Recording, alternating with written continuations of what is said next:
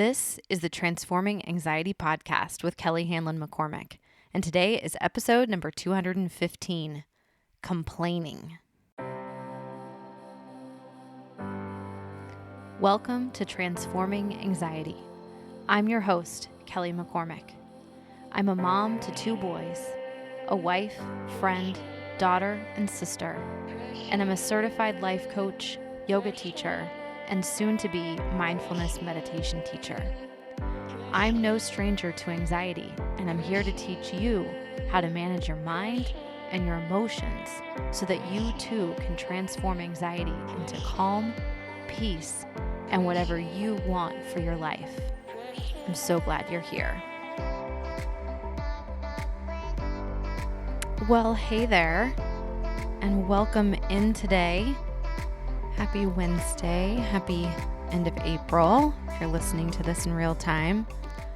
Okay, so I have to tell you a quick funny story. My birthday is on Earth Day, which is strangely fitting, right? You guys, it was like I got punked for my birthday. This hilarious set of circumstances just kept unfolding. The day before my birthday, my husband had bought me a massage, and so we had that scheduled for Friday afternoon, the 21st. And on the way to that, I thought, okay, I'm going to make an appointment and get my eyebrows done on the way to the massage, kind of have like a little spa situation that afternoon. And if you are familiar with crumble cookies, if you're not, I skip it because you don't need them in your life. If you are, they're delicious and they're trouble. And they give you a free cookie on your birthday. So I thought to myself, okay, I'm going to go get my eyebrows done. I'm going to go to this massage, and then I'm going to pick up this cookie. My oldest son had his middle school dance that night. And so we were all kind of excited, getting him ready and taking photos and all the things. And so I was like, okay, we'll get a cookie. We'll split it because that's all you need to do with those cookies. We'll split it between all of us. And it'll just kind of be a fun send off after dinner before the dance. So I show up to the eyebrow appointment. She's not there. So that's not happening. It's like, what? That's not really a thing, right? You make an appointment, you show up, these things happen. She wasn't there. I get a phone call from my husband on my way to the eyebrow appointment, and he says, hey, weirdest thing just happened. Massage place called and canceled the massage. I was like, okay, again, it's never happened before. I don't get massages all the time, but you make an appointment, these things usually happen. Okay, so I knew that, went to the eyebrows, that didn't happen, no massage. So then I'd already ordered the cookie, right? You can do this order ahead and I'll be there at such and such time and pick it up. So I was like, all right, I'm already in the area. I'll just pick up this cookie. We'll save the day. I'll get the corsage for my son, for his girlfriend, head home. Great. So I get to Crumble Cookie and I click the I'm here, right? So I'm going to come in and pick this cookie up. And the app comes up with the oh, it's not your turn yet because it was too early. So I'm sitting there going, okay, I'd have to wait an hour to get this stupid free cookie, which I definitely don't need in my life anyway. And there was this moment, all the things that I teach, all the things that I practice, it's all you just point yourself toward that North Star, right? We try, we practice, and we try. And I just, at that moment, I was like, no, I think my work is done for the day. I said, you guys can keep your free cookie. I'm done. I'm out. Went and picked up the stupid corsage, had a little pity party when I got home that none of the things had worked out on my birthday eve. And then we went on with the night, and that's how that went. So birthdays, it's wild, isn't it? Adulting in the world and trying to do simple things like make appointments and show up for them and get free cookies. And sometimes it just doesn't work out. So I did turn 43 like a big girl, aside from being punked on my birthday eve. And now we're back to it. And we're going to talk about complaining today. Not because I'm going to complain about my birthday. We're good with that. But I want to zoom out. I want to consider complaining from like a wider aperture than having a conversation about like what complaining about something like my birthday could have looked like, right?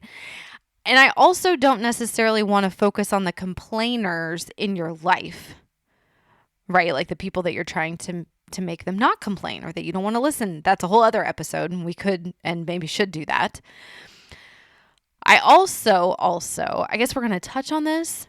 This isn't really necessarily looking at what you do and don't complain about yourself. I want to just discuss complaining, like as a neutral thing in the world, as something that happens, us humans, and investigate it. Just observe how it plays out in the wild.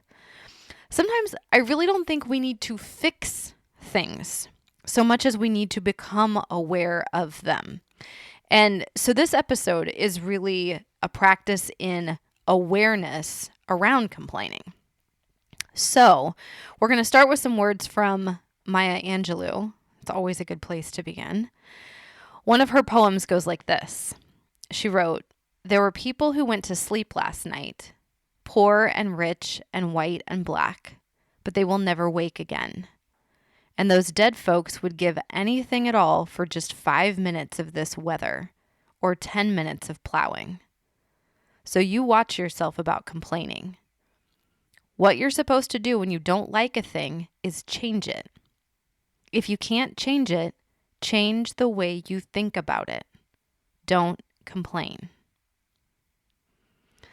So I start here because she offers us such perspective. Those dead folks would give anything at all for just 5 minutes of this weather. So you watch yourself about complaining, right? And it's what we do. It's really a way of speaking, a very socially acceptable way of relating to other people. We complain. The weather, the proverbial or perhaps literal plowing, the other people, the work, the kids, the to-do list, the end of school year stuff. Yeah. And we always have these two simple options. If you don't like a thing, change it or change the way you think about it. Sometimes we complain as if that's the other option, like as if that's a way to handle something. It's like when you go to a meeting and you talk about the work that needs to get done instead of just doing the work, right? Or it's like standing around a construction site looking at a hole in the ground. It's just like ruminating on how you don't know what to do next instead of doing something and then seeing if it was the right thing to do next. Most of us are so deep in the weeds of everyday life, complaining about the weather and the plowing. And this perspective, what Maya Angelou offers here, the fact that we're going to die, that this is it, your one life. It's a reminder we all need. Cliche, and yet, right? Complaining also, it's like a double negative, right? It's negative because it's icky and it feels terrible and it just like spews awful things into the ether. And it's doubly negative because it takes our time, it takes our energy, our breath, our attention, and it's like we get it on other people or someone else puts it on us, right? Meaning we involve more than just ourselves in the process when we're complaining. And never has idle complaining about something led to change or epiphanies or transformation. It's just a way to spin in a dead-end cave and repeat painful thoughts to each other. It's a double negative that way, right? All right, Eckhart Tolle said this: "To complain is always non-acceptance of what is. It invariably carries an unconscious negative charge. When you complain, you make yourself into a victim. When you speak out, you are in your power. So change the situation by taking action or speaking out if necessary or possible. leave the situation or accept it. All else is madness. I love this. Leave the situation or accept it. All else is madness. I mean, it's so good, right? All else is madness. And yet, a lot of us live right in that madness. We can spin there, sometimes for years, like habits that don't serve us, thoughts and feelings that haunt us, relationships that don't work for us, jobs that don't suit us. It's wild how deeply entrenched we are in the madness. And listen, I know this can sound overly simplistic and just like even borderline callous, right? The whole leave the situation or accept it philosophy. But also, what if that was the way? What if that's all there really is to it? We like to complicate things and muck it up and debate all the pros and cons and complain about the reality, wishing things were different than they are. Tolle says, to complain is always non-acceptance of what is. And that feels pretty true to me. That makes a lot of sense. And before I imply that there's no use for venting or verbalizing or giving voice to things that you're seeing and struggling with, let's slow it down for a second. Because yes, we're human. Things happen. And we don't like all the things that happen. And there's times and places to talk things out, even to scream it out in irrational and petty ways. Sure. Yeah, I do that. I get that. And then it's time to get to work. Leave the situation or accept it. So, of course, please feel free. You can blow off some steam. You can brainstorm. You can talk through the initial, what the hell just happened there? Yes. Actually, to be honest with you, that's kind of required. I think that's an important step in the process. But then there's a point, and you know the point. There's like this internal knowing where you've crossed over from the clean pain of processing over into the dirty pain of wallowing. And that oftentimes looks like complaining. You with me? All right, Dale Carnegie said this. Any fool can criticize, complain, and condemn, and most fools do. But it takes character and self-control to be understanding and forgiving. I love this. Most fools do. All right, so I include this thought, this idea, this quote, because there is something I find that's helpful in applying a sense of levity, almost a sense of like sarcastic commentary here. Most do engage in things like criticism, complaints, and condemnation. Like it is so easy to do that from where we sit. When we're not in the arena, when we're not on the field, when we're not in the boardroom calling the shots, it's so easy. But when we truly seek to understand and even offer forgiveness, that's a whole other thing. And listen, honestly, we could even drop the forgiveness piece here and just focus on the understanding. Most of us, to be honest, we'd have plenty of work to do there. When you can lead with genuine curiosity and interest, when you can ask questions first and seek to connect via understanding, instead of spouting off assumptions and opinions and ideas, it is a very, very different conversation or relationship or meeting or internal dialogue with yourself. Very different.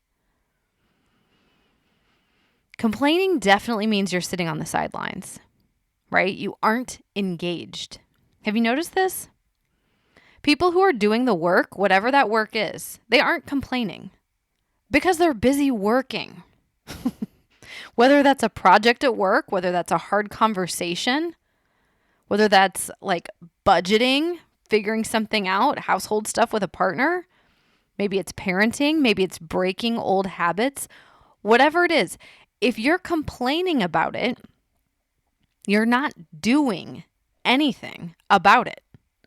And one of the quickest ways to engage, one of the easiest pathways into doing something, is by seeking to truly understand it. Get curious. Ask meaningful questions. Assume for a moment that there's another way to look at things. Seek to connect. Whatever it takes, but lead with curiosity and get after the understanding like you're a dog with a bone. It'll flip you from complaining to engaging. And maybe, bonus, understanding and even forgiveness.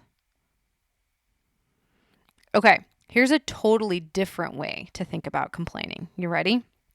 Here's some stoicism for you. Marcus Aurelius wrote this: "At dawn, when you have trouble getting out of bed, tell yourself, I have to get to work as a human being. What do I have to complain of if I'm going to do what I was born for? The things I was brought into the world to do? Or is this what I was created for? To huddle under the blankets and to stay warm? So you were born to feel nice instead of doing things and experiencing them? Don't you see the plants, the birds, the ants and spiders and bees going about their individual tasks, putting the world in order as best they can? And you're not willing to do your job as a human being? Why aren't you running to do what your nature demands? You don't love yourself enough, or you love your nature too and what it demands of you." All right, so this is an interesting approach, right? What if we thought about going about our days and weeks and years as simply doing the business of being human? Like similar to what the plants and birds and insects and trees are up to. This is just the gig, the being human thing. And if you think of it that way, there's almost nothing to even complain about. It's just what is. We sleep and eat and talk and work and parent, and it's just what we do. No drama. Nothing has gone wrong. It's just the business of being human. I have to go to work as a human being. And two, the idea that we aren't here to feel good. As he says, so you were born to feel nice instead of doing things and experiencing them? Like complaints are so often simply the mind chatter of not this. When we engage in what we bump up against, like this is us bumping up against inconvenient realities. Not this person, not this project, not this problem, not this family drama, not this again, not this. So if we shift our approach, if we shift our mindset to simply going about the business of being human, it really eliminates a lot of complaining.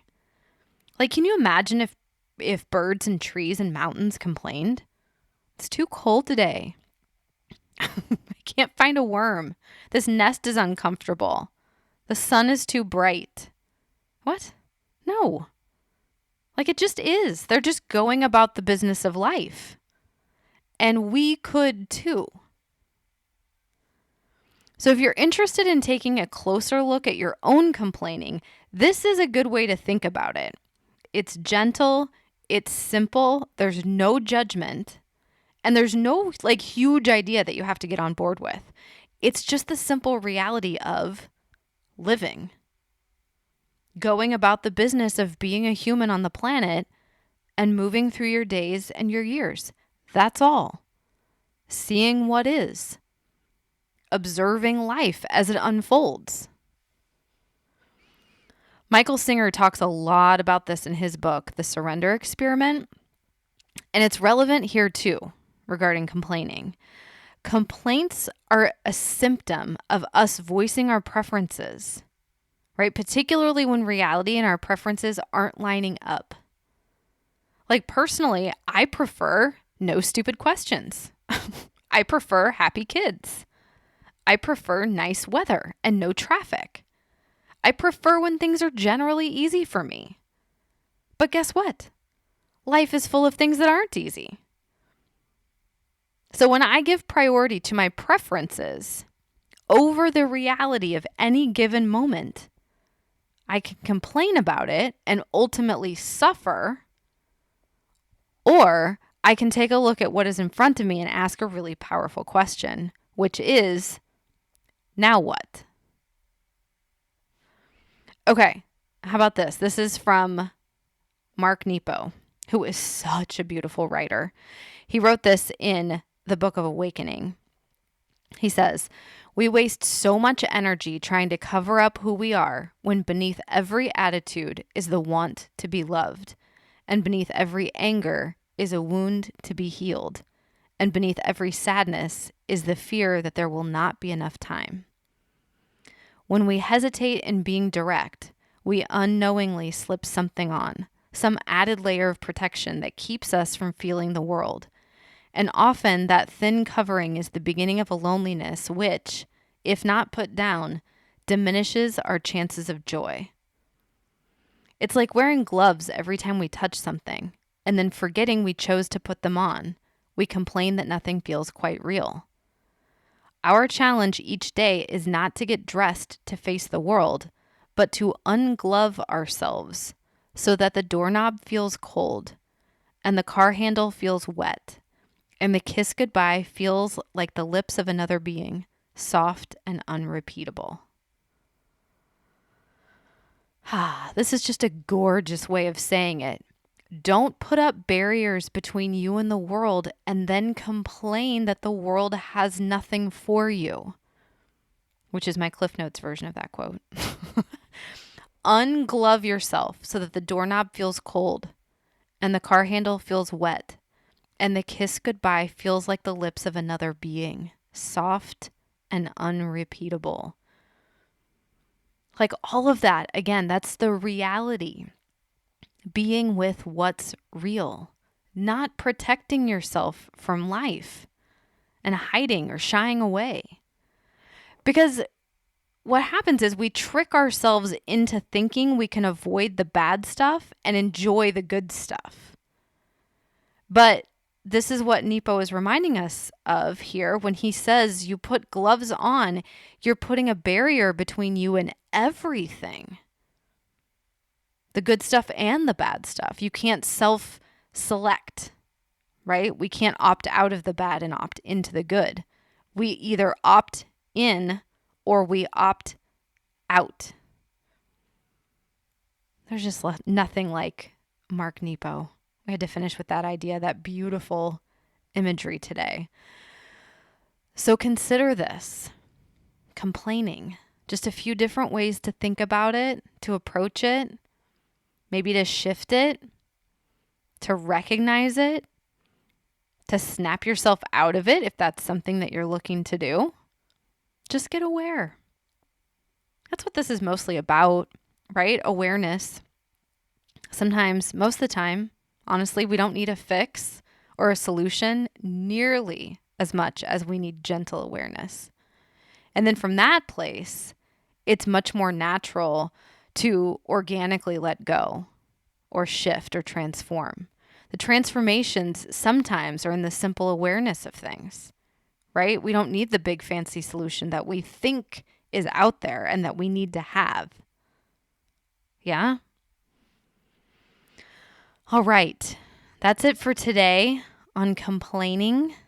We could tackle this topic in another way, another day for sure, probably another few ways. I will be back next week. And actually next week I have another fun interview with another great author for you. So look for that. It's going to be good. This is going to be a super, super fun conversation. Please, please don't forget to rate and review the show. I would be so grateful for that. And I will see you again, same time, same place next week. And until then, please take care.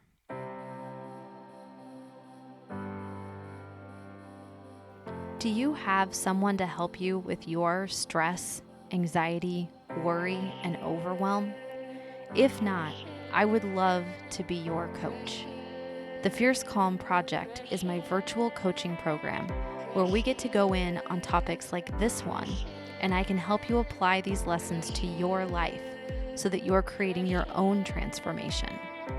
We do live coaching calls, guided meditations, on-demand yoga classes.